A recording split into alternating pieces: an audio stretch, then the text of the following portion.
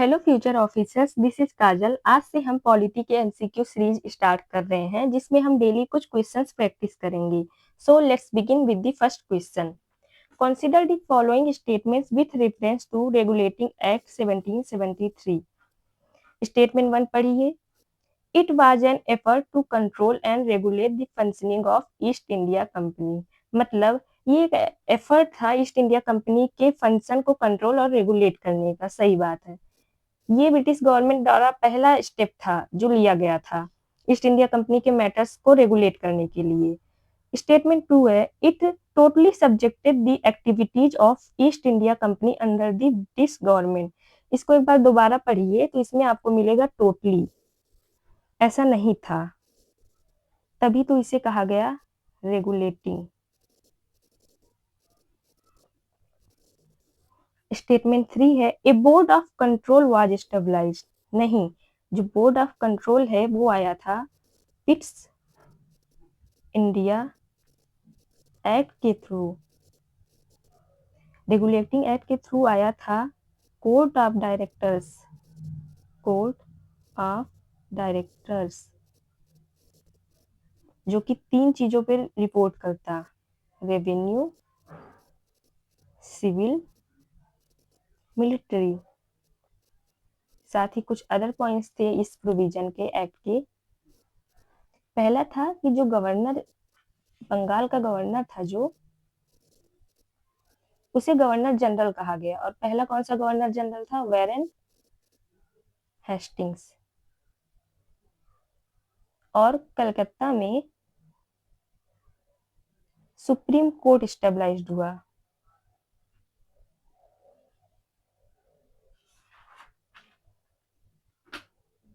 जिसमें एक chief justice plus 3 other जजेस। और चीफ जस्टिस कौन थे पहले? Sir Elijah Impey. चलिए क्वेश्चन 2 की ओर चलते हैं। यहाँ पे हमारा क्वेश्चन 2 मिसप्रिंट है तो थर्ड की तरफ चलते हैं। The amending act 1781 to the regulating act 1773। सबसे पहले तो अमेंडिंग एक्ट 1781 क्यों आया था? तो जैसा कि हमने अभी पढ़ा कि रेगुलेटिंग एक्ट में सुप्रीम कोर्ट स्टेबलाइज्ड हुआ। सुप्रीम कोर्ट स्टेबलाइज्ड हुआ, लेकिन उसके पावर्स निर्धारित नहीं किए गए, जिससे जो सुप्रीम कोर्ट और गवर्नर जनरल थे उनके बीच कॉन्फ्लिक्ट्स होने लगे कि किसके पावर, किसके किसके पास ज्यादा पावर्स है। तो इसीलिए इन कॉन्फ्लिक्ट्स को सॉल्व करने के लिए अमेंडिंग एक्ट 1781 आया।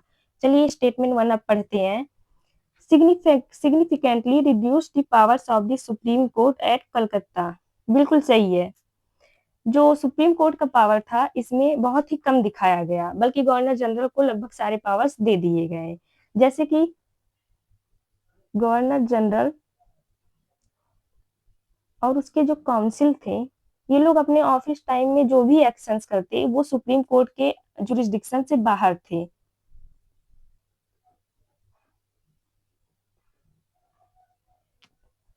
Plus governor general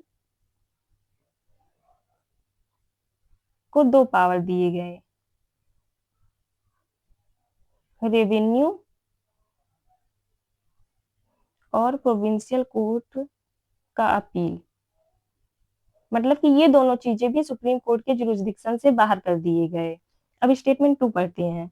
empower the governor general and council to convene as a court of record to hear appeals from the provincial court on civil case। ये देखिए, ये जो मैंने अभी आपको पॉइंट बताया वही पॉइंट इसमें कह रहा है। इसका मतलब हमारा सी ऑप्शन सही है, 1 और 2। और गवर्नर जनरल प्लस काउंसिल जो था वो इस एक्ट के थ्रू क्या हो गया? Final court of appeal.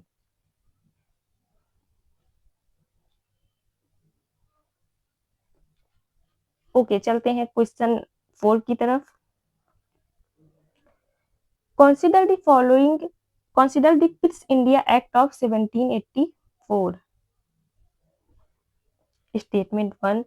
It enlarged the powers of the East India Company by giving it full autonomy. Enlarged full autonomy नहीं, बल्कि इसमें इसके पावर्स को कम कर दिया गया था। इसके पावर्स को, इसके फंक्शंस को रेगुलेट करते थे, जिसके लिए दो बॉडी बनाया गया, जैसे एक कॉमर्शियल के लिए और एक पॉलिटिकल के लिए। कॉमर्शियल को कौन देखता? Court of directors, court of directors. और पॉलिटिकल को देखते बोर्ड ऑफ कंट्रोल। इन्हीं को डुअल गवर्नमेंट कहा गया।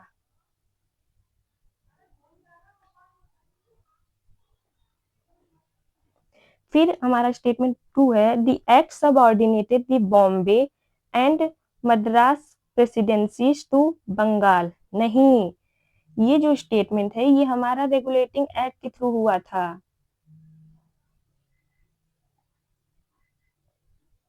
जिसमें जो बंगाल और मद्रास की प्रेसिडेंसी, बॉम्बे और मद्रास की प्रेसिडेंसीज थे, उसे बंगाल के सबऑर्डिनेट कर दिया गया था। ये पिट्स इंडिया एक्ट के थ्रू नहीं हुआ था। पिट्स इंडिया एक्ट में एक चीज और हुआ था, इसमें जो कंपनी की टेरिटरीज थी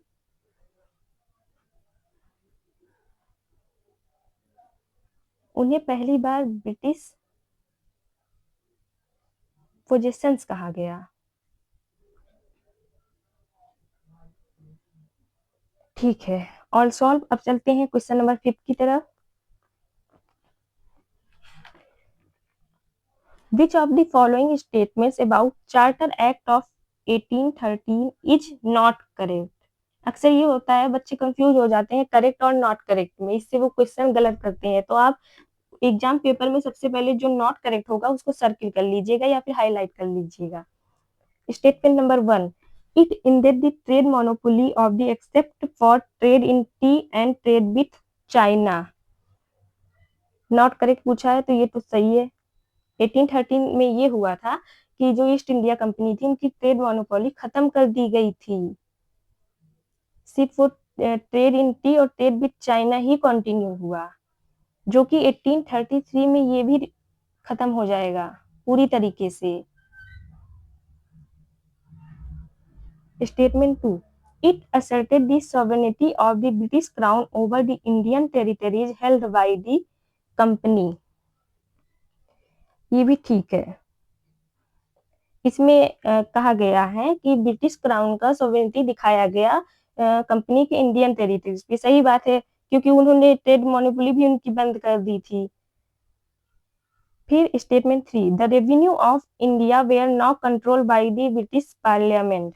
रेवेन्यू, इसमें कहा जा रहा है कि जो रेवेन्यू था अब कंट्रोल किया जाएगा ब्रिटिश पार्लियामेंट द्वारा। नहीं, ऐसा नहीं था। जो रेवेन्यू कंट्रोल, वो देखिए मैंने बताया, वो हमारा पिट्स इंडिया एक्ट के थ्रू ही आ गया था।